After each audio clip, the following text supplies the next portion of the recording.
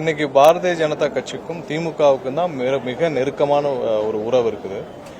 இதுவரை தமிழக அரசுல இருந்து கடந்த வாரம் ஒன்றிய இடி சார்பா ஒரு சில பேர் மீது நடவடிக்கை எடுக்க வேண்டும் என்று கேட்டிருந்தார். பல மாதங்களாக கேட்கப்பட்டது.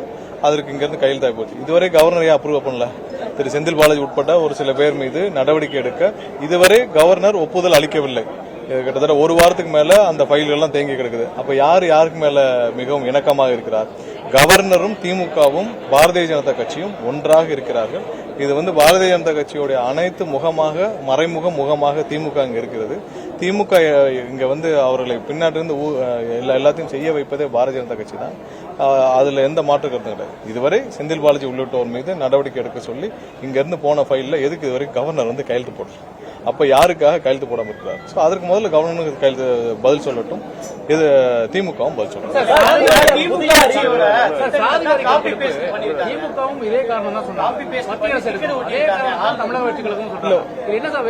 இல்ல, ஒரு சில விஷயங்களை அந்தந்த ஒன்றிய அரசு அவங்க தான் ஆதாரோட டேட்டா கம்ப்ளீட்டா மெயின்டைன் என்ன இருந்தாலும் இதை ஒன்றிய அரசோட ஒரே டேட்டாவை மெயின்டைன் ஆச்சுன்னா நல்லா இருக்கும். ஏன்னா இந்த ஆதார் கார்டு முழு டேட்டா அவங்க தான் வச்சிருக்காங்க.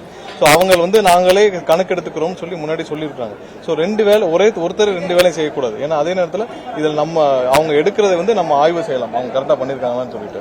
அதுதான் சரியாக இருக்கும். ஏன்னா ரெண்டு பேரும் ஒரே வேலையை செய்து முடிக்க முடியாது. நான் சரியாக இருக்காது.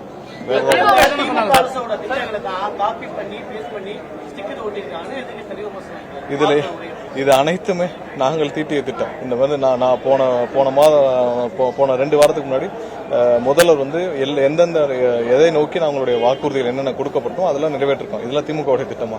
சிங்கப்பெண் திட்டம், சிங்கப்பெண் திட்டம்லாம் எங்க முதல்வர் அறிவிச்ச திட்டம். இது மாதிரி நிறைய விஷயங்கள் நாங்கள் உருவாக்கிய திட்டங்கள்.